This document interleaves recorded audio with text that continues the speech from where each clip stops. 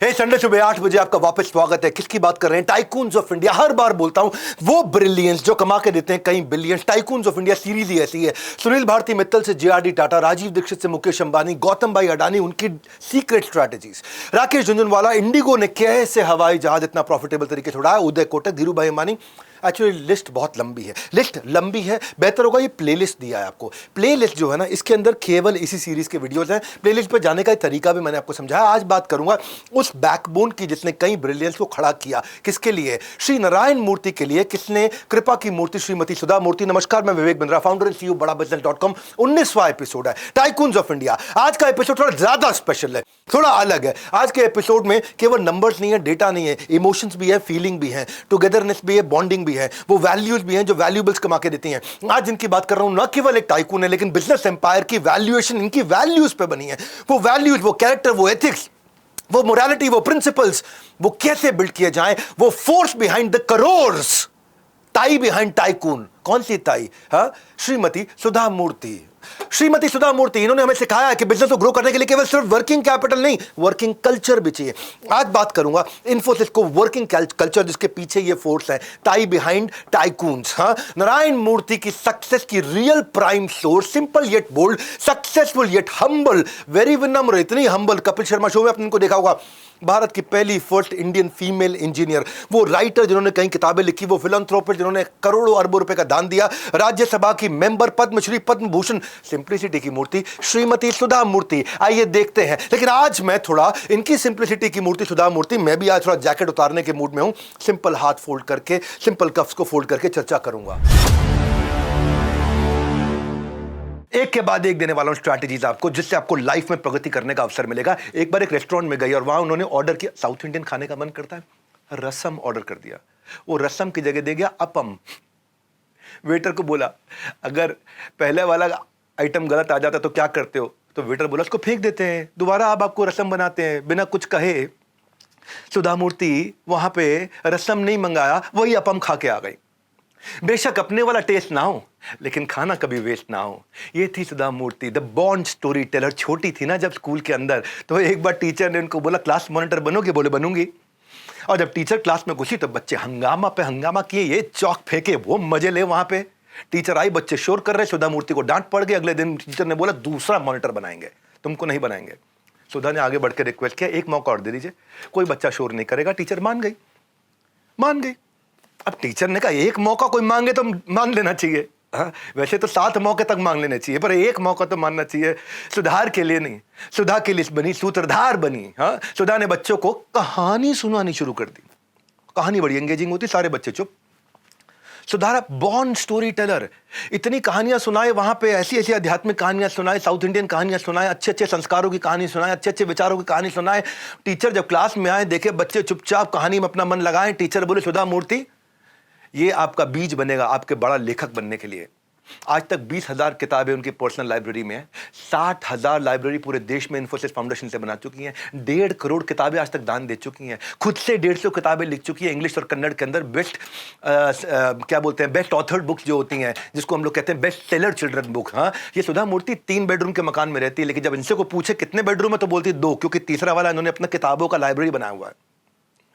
अच्छा, दामाद इनके ऋषि सुनक, वो बन गए अपना प्रधानमंत्री इंग्लैंड के, यूके के, और प्राइम मिनिस्टर बनने के बाद उन्होंने कहा, देखो माँ, ऐसा करो, 4 कमरे का मकान करा लो। है जी, 4 कमरे का मकान करा दिया, 1 बेडरूम ऐड करा दिया। फिर किसी ने उनसे इंटरव्यू में पूछा, कितने कमरे के मकान में रहते? वो 2 कमरे के। अब ऋषि सोनक ने कहा, यार माँ मान नहीं रही, हमने 4 कमरे बना दिए, अभी भी 2 कमरे बोल रहे। फोन करके पूछा, आपने इंटरव्यू में 2 कमरे क्यों? बोला क्योंकि जो चौथा कमरा है वो भी लाइब्रेरी बना दी, एक तुम्हारे ससुर जी की और एक तुम्हारी सास की। हम दोनों को एक एक लाइब्रेरी पसंद है, अपने अपने एक एक कमरे पसंद है, अपनी जीवन वैसे ही चलता है। हाँ, ये ऐसी है, if you can't find a way, she will create one. 1968 की कहानी से शुरुआत करता हूँ। इंजीनियरिंग करने की जिद कर दी इन्होंने। उस समय कोई इंजीनियरिंग नहीं करता था। माँ बाप ने बोला, कोई शादी कहाँ करेगा तुमसे? जो लड़की लड़कों के साथ पढ़ती हो, लड़कियां कहां इंजीनियरिंग करती हैं? केवल लड़के लड़के लड़के लड़के लड़के लड़के। बीच में एक लड़की बहुत मुश्किल से घर वालों को समझाया, प्रिंसिपल ने मना कर दिया। अब घर वाले माने, प्रिंसिपल ने मना कर दिया। और प्रिंसिपल ने कहा कि अगर तुम्हें एडमिशन लेना है तो टेस्ट मैं सेट करूंगा। वो भयंकर टेस्ट सेट कर दिया कि कोई पास ही ना कर सके। सुधा ने पूरा पेपर ठीक किया, एडमिशन हो गया। बाद में प्रिंसिपल ने रिस्ट्रिक्शन लगा दी, एक और रिस्ट्रिक्शन, कैंटीन में नहीं जाओगी, और साड़ी में आना होगा। अब 600 लड़कों में 599, 600 बच्चों में 599 लड़के, एक सुधा मूर्ति अकेली लड़की। कोई नोट्स नहीं शेयर करे, कोई बात नहीं करे, लड़के उनको सीक्रेट चिट्ठियां लिख करके दे दे कि तू इंजीनियरिंग कॉलेज में है, जान कहीं जाके शादी कर ले, क्यों परेशान हो रही है, बीए कर ले, इंग्लिश में जाकर के कन्नड़ में बीए कर ले। तो पहले तो क्योंकि उनसे पहले कभी कोई लड़की नहीं आई थी कॉलेज में, वहां पे टॉयलेट तक नहीं था लड़कियों के लिए, पूरा पूरा दिन भूखा रहती थी, पूरा पूरा दिन प्यासा रहती थी, ताकि टॉयलेट ना आ जाए शाम के समय मुझे। अगले आगे चल करके इन्फोसिस फाउंडेशन ने 18,000 लड़कियों को टॉयलेट बनाए थे। 18,000 टॉयलेट बनाए थे। उनको लड़कों से बात करने के लिए सख्त मनाही थी, तो प्रिंसिपल को लगता था अगर लड़कों से बात करेगी ध्यान भटक जाएगा। लेकिन पहले साल में पूरा कॉलेज टॉप कर दिया, लड़के खुद ही उनसे डाउट पूछने आने लगे। One has to be strong enough to break the stereotypes. जो चीज आज तक नहीं हुई, ये मत सोचना कि वो आज नहीं होगी। I am my past. I have to break that mindset. Engineering खत्म हुई, एमटेक करने चली गई। 1976 में लास्ट ईयर था एमटेक का। उनको पता चला टाटा की टेल्को के अंदर एक वैकेंसी आई है, नौकरी लग रही है वहां। वो चिट्ठी लिख दिया जेआरडी टाटा को, और क्या लिखा उसमें चिट्ठी में कि मैं आपसे बहुत नाराज हूं कि लड़की अप्लाई नहीं कर सकती यहां पे, और मैं आपको आज ये याद दिलाना चाहती हूं जेआरडी टाटा कि इस देश की प्रोग्रेस तब तक नहीं होगी जब तक आप औरतों को इन्वॉल्व नहीं करोगे वर्कफोर्स के अंदर, इक्वल जॉब अपॉर्चुनिटी नहीं दोगे औरतों को, मेन और वुमेन को आप इक्वल उनको opportunity. No women policy, JRD Tata, ये आपसे एक्सपेक्ट नहीं किया था। जेआरडी टाटा को अपना डिसीजन पे रिवीजन करना पड़ गया। उन्होंने रिप्लाई एक्सपेक्ट नहीं किया था वैसे, लेकिन वहां से जॉब की चिट्ठी आ गई। मीनवाइल ये अमेरिका के अंदर पीएचडी की स्कॉलरशिप के लिए इनको जॉब लग गई वहां पे। तो अब इन्होंने कहा मैं टेल्को नहीं जाऊंगी, अब मैं अमेरिका निकल रही हूँ पीएचडी करने की। तो उनके पिता ने उनको रोक दिया, कहा बेटी रुको, मेरी बात सुनो, अगर तुम हजारों लाखों लड़कियों के लिए लड़ी हो ना, ये अपने लिए नहीं लड़ी थी तुम उन हजारों लड़कियों के लिए लड़ी हो जिनको इंजीनियरिंग में नौकरियां नहीं मिलती थी। अब पीछे मत हटना और टेल्को चले जाओ। तो ये टेल्को में पहली लड़की अपॉइंट हुई थी। ये जिंदगी में ना अपने प्लेजर के लिए नहीं जी, अपने पर्पस के लिए जी। सुधा मूर्ति के 3 सबसे बड़े शौक थे, एक पढ़ना, हजारों किताबें पढ़ना, दूसरा फिल्में देखना, उन फिल्मों जिनसे में संस्कार बढ़ते हो, और तीसरा इनको एक शौक था साड़ी खरीदने का। साड़ी बहुत खरीदा करती थी। पर 2002 में एक बार काशी विश्वनाथ गई। काशी विश्वनाथ है, वहां पवित्र गंगा में डुबकी लगाने के बाद पुजारी ने उनसे कहा अपनी पसंद की कोई एक चीज छोड़ दो। अभी सोचे 3 चीजें पसंद है मुझे, भैया पढ़ना या फिल्में देखना है साड़ी खरीदना। अगर पढ़ना छोड़ दूंगी दूसरों का फायदा नहीं होगा, फिल्में देखना छोड़ दूंगी तो वहां से मैं काफी कुछ सीखती हूँ, मैं दूसरों को नहीं सिखा पाऊंगी। साड़ी का अगर खरीदना छोड़ दिया तो किसी का नुकसान नहीं, चलो साड़ी खरीदना छोड़ देता हूं। उन्होंने तब से आज तक एंटरटेनमेंट के लिए अपनी जिंदगी नहीं जी। साड़ी खरीदना एक ऐसी चीज था जिसे सोचा छोड़ना किसी का लॉस नहीं होने वाला। उस दिन कसम खा ली कि न केवल साड़ी बल्कि फालतू की भी कोई चीज नहीं खरीदेंगे। मन्नत के लिए मनपसंद चीज छोड़ दी उन्होंने। आज इस बात को 21 साल हो गए, उनके पास बेसिक 10-12 साड़ियां हैं, वही बदल बदल के पहनती हैं। भगवत गीता में भगवान ने इसके ऊपर श्लोक बोला है, अभ्यास न तो कौनते वैराग्य न च गृह्यते। जितने महान लोग हैं ना, गीता के कहीं ना कहीं लेसन इनके अंदर मिल जाते हैं। भगवत गीता का आप जीता जागता उदाहरण है, और आप ही जैसे लोगों से इंस्पायर होकर ये देखिए प्ले लिस्ट, ये पूरा प्ले लिस्ट मैंने तैयार किया। ये लंबा सा प्ले लिस्ट जिसमें केवल टाइकून की इनडेप्थ स्ट्रैटेजीज हैं। आज आपकी वैल्यूज की इनडेप्थ में वो वैल्यूज, वो कैरेक्टर, मोरालिटी, आज आप मैंने वो प्रिंसिपल्स दिए हैं। लेकिन अगर स्ट्रैटेजीज की डेप्थ चाहते हैं, ट्राइड एंड टेस्टेड थ्योरीज चाहते हैं, ट्राइड एंड टेस्टेड फ्रेमवर्क चाहते हैं जो आपके बहुत काम आएगा, क्योंकि जिसे कम आएगा वो क्या कम आएगा। प्लेलिस्ट में जाइए, सारे एपिसोड देख डालिए। इतनी हम्बल थी सुधा मूर्ति, इतनी हम्बल थी कि मतलब उनकी जड़ों के अंदर विनम्रता थी। मई 2009 की बात कर रहा हूं। प्रेसिडेंट प्रतिभा पाटिल इन्फोसिस आने वाली थी उस समय, राष्ट्रपति देश की इन्फोसिस आने वाली थी। ये उनको रिसीव करने के लिए नारायण मूर्ति, सुधा मूर्ति बाहर चले गए, सड़क पे गेट पे खड़े हो गए। पता चला भी और आधा घंटा लगेगा। ये गेट के बाहर जाकर के वहीं फुटपाथ पे बैठ गए। तो ये जो है ना, ये बड़ा आम नज़ारा है, इन्फोसिस के बाहर फुटपाथ पे बैठे हैं, सड़क पे बैठे हुए हैं। वापस अंदर जाने की जगह दोनों वहीं बैठ के बात करने लगे। लग्जरी नहीं, लो की लाइफस्टाइल अपनाया उन्होंने, अपनी पूरी लाइफ हमेशा ऐसी जिंदगी जी है। और ये क्या कहती हैं, जब भी आ जाए क्राइसिस तुरंत बना दो प्रोसेस। एक दिन सुधा मूर्ति अपना उठाया लैपटॉप ले करके जाके एक वर्क स्टेशन पे बैठ गई। अपने ये नहीं कि केबिन में जाके बैठे, अपने वर्क स्टेशन पे बैठ गई, कहीं पे भी जहां खाली जगह मिली बैठ गई। बाजू में एक लड़की किसी से फोन पे बात कर रही। 2-3 दिन पहले उसने जॉब ज्वाइन करी थी, और फोन पे बात करके इन्फोसिस की ज्वाइनिंग प्रोसेस की खूब बुराई करे। बात खत्म हो जाने के बाद सुधा मूर्ति ने उनकी तरफ देखा। अच्छा, उसको नहीं पता सुधा मूर्ति कौन है। बात करनी शुरू कर दी, पूछना शुरू कर दिया, क्या दिक्कत आई आपको ज्वाइनिंग में? ओ लड़की सोचिए पुरानी एम्प्लॉई है, इसको तो सुना देती हूँ है जी, पूरा सुना देती हूँ। उसने दिल खोल के सब बता दिया सुधा मूर्ति को। सुधा मूर्ति को सब बातें पहले से नहीं पता थी। थोड़ी देर बाद मूर्ति वहां से उठी और एचआर डिपार्टमेंट के लोगों को लेकर के अपने केबिन में बुला लिया मीटिंग के लिए। फीडबैक को ना ईगो पे नहीं लिया, फीडबैक को एग्जीक्यूशन में कन्वर्ट कर दिया। जिधर आएगा क्राइसिस वहीं बना देंगे प्रोसेस। लर्निंग्स हैं हर चैप्टर में, हर कहानी में लर्निंग्स है। उन्होंने रिव्यू पर रिएक्शन नहीं दिया, उन्होंने रिव्यू पर पॉजिटिव एक्शन लिया। जब आप एम्प्लॉय को समझाते हैं, उसकी सुनते हैं, तो फिर एम्प्लॉय भी आपको ही सुनते हैं। प्रोसेस क्रिएट कर दिया इन्फोसिस में कि कैसे मैं एक फेवरेट कंपनी बनूं हर एम्प्लॉय की। आखिर में उन लड़की को बुलाया गया, आओ देवी जी। ओह, वो हैरान, चेयरमैन की टेबल पे सुधा मूर्ति बैठी। अरे मैं सोच रही थी ऑर्डिनरी लड़की औरत है ये, पुरानी कोई बूढ़ी औरत ऑर्डिनरी, ये तो चेयरपर्सन की स्टेज पे बैठे। और खबरा गई नौकरी, गई नौकरी, गई नौकरी। लेकिन उसको बदले में शाबाशी मिली, उसको टर्मिनेट नहीं किया, अप्रिशिएट किया। सुधा मूर्ति ने कहा कि क्रिएट प्रोसेस, अगर कोई चीज अच्छी ना लगे तो हमको बताओ, बाहर वालों को क्यों बताते हो, हमको बताओ, हम फीडबैक को फीड फॉरवर्ड में कन्वर्ट करेंगे। फीडबैक टेक्स यू फॉरवर्ड, शिकायत नहीं, सीख समझो। इसको बोलते हैं रिवर्स इनोवेशन। हाँ, इनके यहाँ किसी ने किताब भी लिखी थी, employees your first customer. Employee पहला कस्टमर है, because happy employees will bring happy customers in your business. देखो रिवर्स इनोवेशन सब करते हैं। अमेजॉन ने भी ऐसे किया। प्राइम मेंबरशिप का एक एम्प्लॉय ने बहुत साल पहले उनको बता दिया था कि अगर किसी प्रकार से हम कुछ ऐसा कर दें, एक्सक्लूसिव मेंबरशिप ले आए कि 2 दिन में माल डिलीवर कर दें, तो आपके कस्टमर खुश हो जाएंगे। 23 करोड़ अमेजॉन प्राइम कस्टमर बन गए इस समय दुनिया में। Perfect parenting. एक बार इनका बेटा रोहन, ओह रोहन क्या लड़का था, लेकिन रोहन के जो बाकी दोस्त थे ना, वो 5 स्टार होटल में उन्होंने बर्थडे पार्टी थ्रो किया करते थे, जबरदस्त बर्थडे पार्टीज। तो उन्होंने घर में आकर के बोला, मम्मी मेरा भी अगले हफ्ते जन्मदिन है, मैं भी ऐसे ही होटल में पार्टी दूंगा। और कहा कि 50 बच्चे मेरे दोस्त, एक बच्चे पे 1000 रुपये का खर्चा आएगा, ज्यादा कुछ नहीं, 50,000 रुपये दे दो। सुधा मुस्कुरा दी। वो सिंपल रहने वाली सुधा मूर्ति, काम मानने वाली थी। उन्होंने कहा एक काम करो, सबको घर पे बुला के एक एक समोसा और एक एक गिलास रसना पिला देना।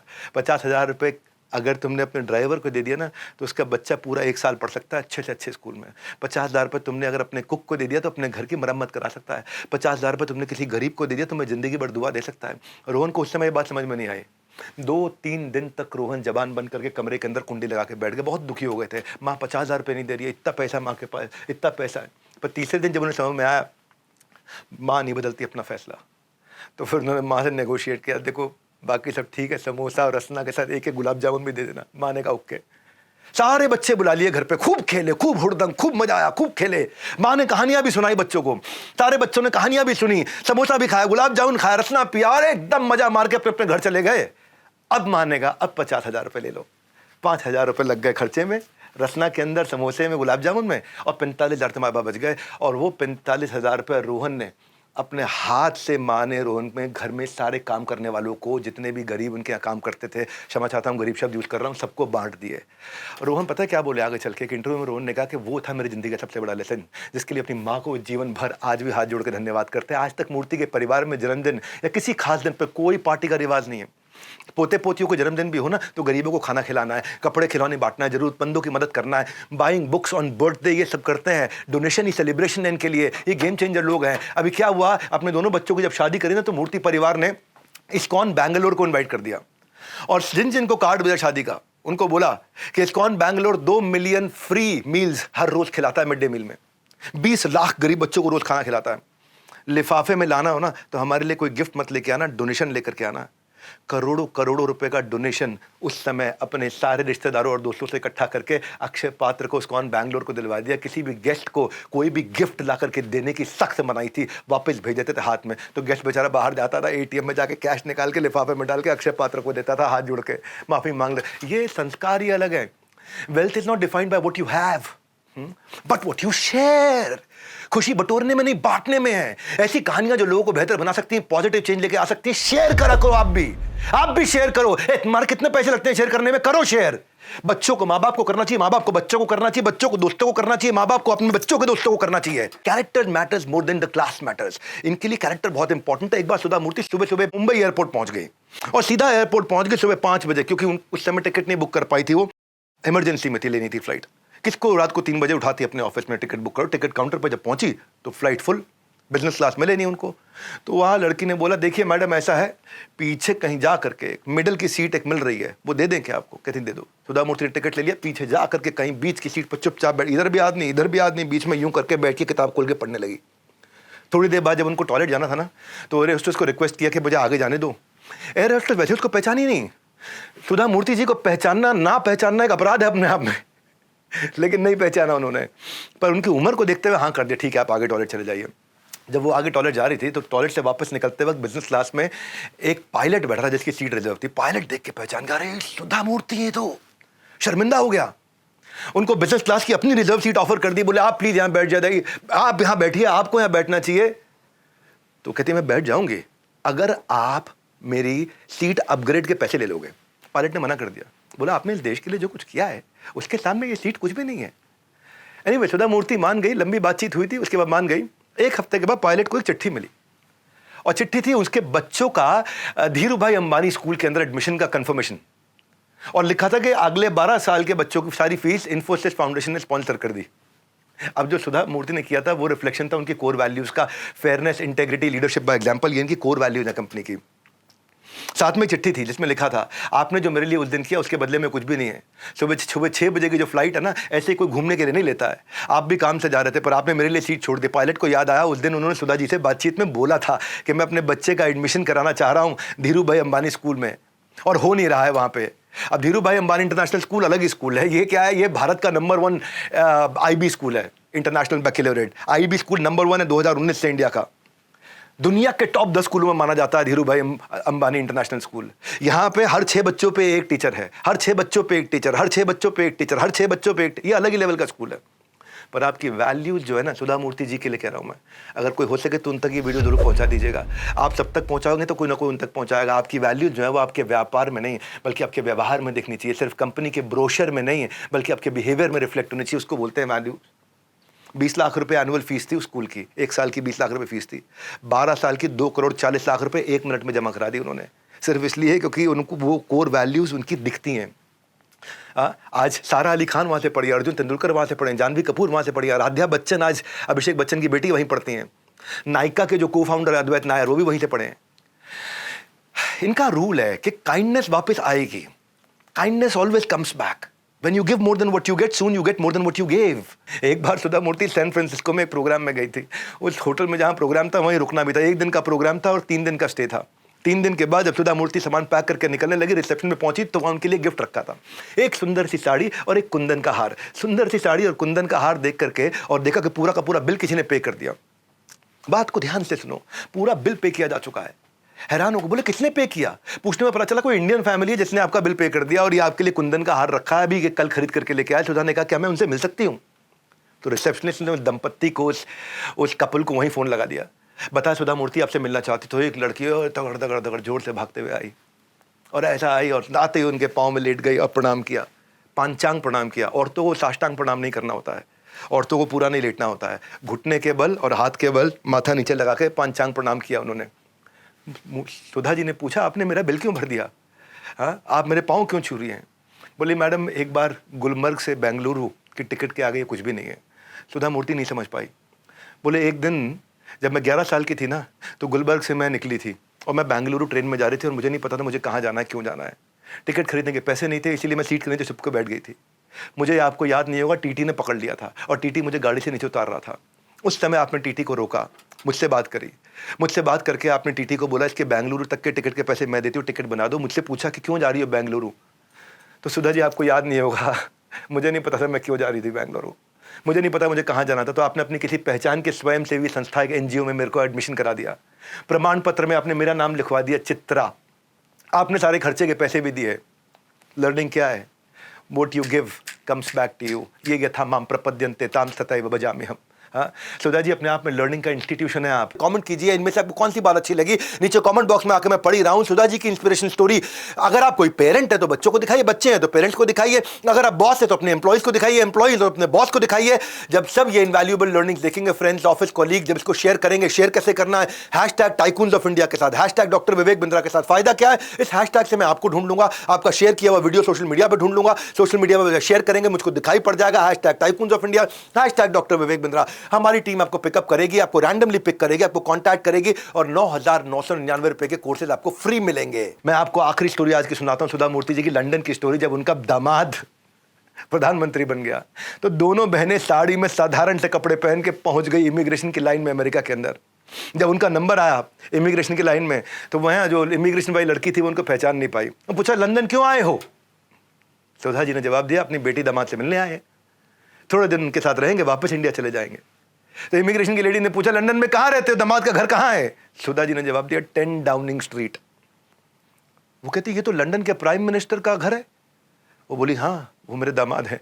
इमिग्रेशन की लेडी को विश्वास नहीं हुआ, बोला मजाक हो रहा है। दोनों को लाइन से बाहर निकाल के खड़ा कर दिया। कितनी साधारण कपड़े, बताया ना, कपड़े नहीं खरीदे, साड़ी नहीं खरीदी सालों साल से, साधारण कपड़ों में दोनों बहनें खड़ी हुई।